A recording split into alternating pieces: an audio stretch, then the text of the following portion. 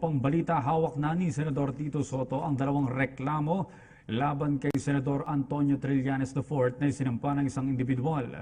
Kabilang sa isinampang reklamo laban kay Trillanes sa Senate Ethics Committee na pinamumunuan ni Soto ay ang alegasyon nitong tumanggap ng suhol ang dalawang huwes ng Court of Appeals para pigilan ng suspension order laban kay dating Makati City Mayor Junjun Binay at ang pagtawag ni Trillanes kay Pangulong Duterte na mamamatay tao. Ang reklamo laban kay Trillanes ay isinampa ng isang Abelardo de Jesus na siya ring nagsampa ng reklamo laban kay Senador Laila de Lima.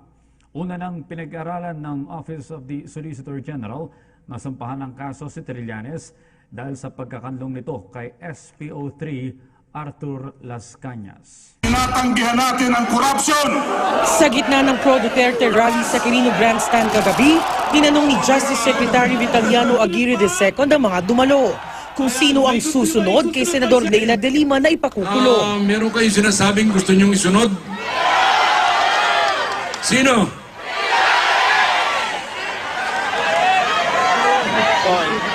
Tulungan ninyo ako, ha? Ang tila bantang ito ng kalihim, agad sinagot ni Senador Antonio Trillanes IV. Sa panayam ng Super Radyo DZBB, sinabi ni Trillanes na hindi raw siya patitinag. Alam nyo, sa totoo lang galing din ito mismo sa mga informanti ko, kasama na si Las Cañas, actually ako yung uunahin dapat kasi gusto nga ako ipatumba, hindi kakasuhan kundi ipapatay. Sinabihan si Las Cañas niyan after nung pagkapanalo ni Duterte, sinabihan na galit nga daw sa akin. So gusto ako ipapatay. Magandang araw po dyan sa Pilipinas. Good evening dito sa Amerika.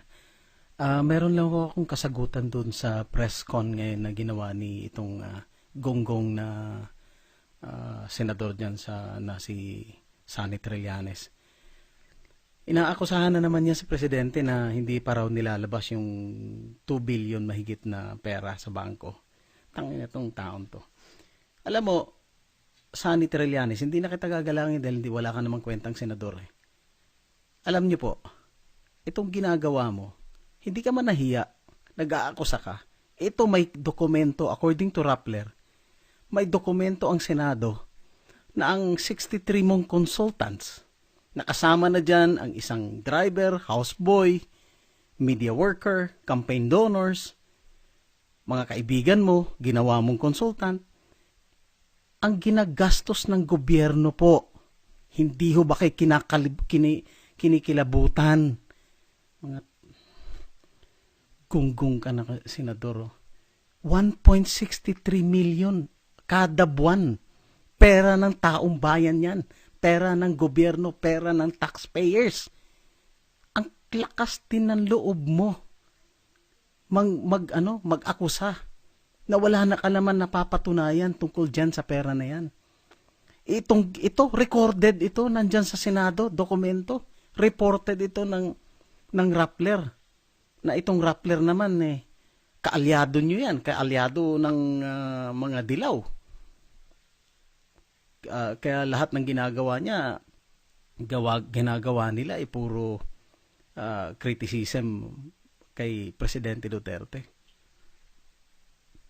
Ito, sabi nga nitong na according to COA Circular number 85-55A, which defines the unnecessary expenditures as those not supportive of the implementation of the objectives and mission of the agency relative to the nature of its operation. So, ano naman ang kinalaman ng houseboy mo, family driver, at saka yung mga media worker? Bakit mo naman pasisweldohin? Itong nandito pa dito sa yung isang standard report dito, ang mga consultants, ito, hindi ko alam kung nandiyan pa or pinalitan mo na pero the fact that you did this is something na may kagaguhan ka rin na ginagawa na nilinlang mo ang mga taong bayan, ang mga Pilipino.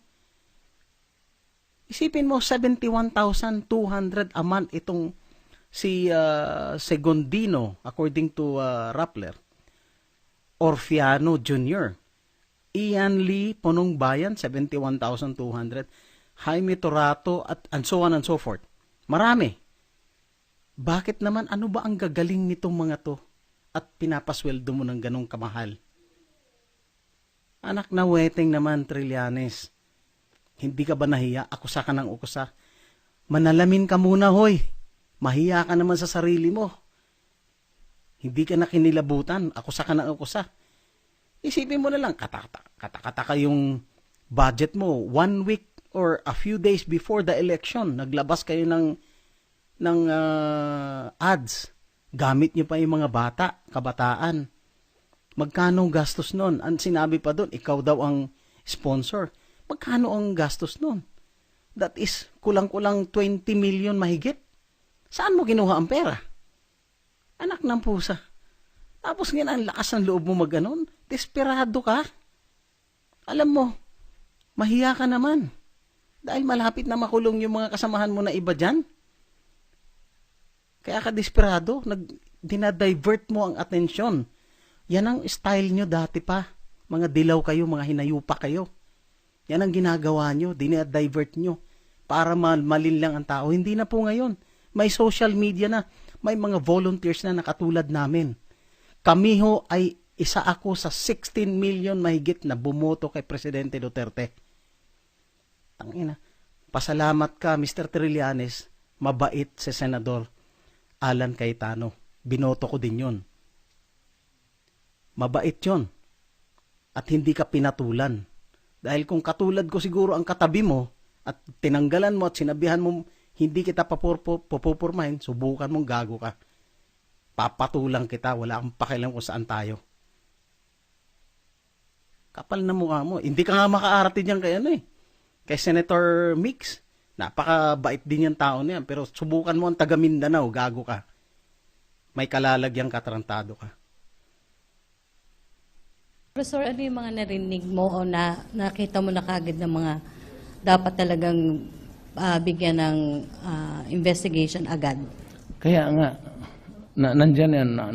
Nauna ang meron na yung mga questionable na, so if I have the appointments, maraming consultants, sobra-sobra. Mas marami pang consultant kasi Presidente. Ako hanggang assistant secretary ka lang. Kung consultant ka, ang boy, walang sweldo yan. Lahat ng consultant dito, 1 peso a year ako. Yan, nababasa ko na. Sabi, dandan lang. Of course, ang pinakamahirap dyan, Rocky, ang contracts. Because you have to, yung sa itong, mahirap kasi itong 3019, is it the anti-graft law? 3019? Mahirap yung nila, to the prejudice of another. Napakahirap niyan. Mas mabuti pa babalik tayo doon sa revised penal code. Kaya yung some other time, I'll talk about Pangilinan and how this country became. Bakit nawala yung sense of accountability ng mga anak natin? You go in and out of prison every day. And you cannot do anything. You can commit the most heinous crime. Rapin mo, patayin mo, nakawin mo pa, following he goes out. That's how it was. So you produce a generation of people who never had any sense or even an inkling of what the word accountability means. To criticize. That was the law that produced a generation of criminals.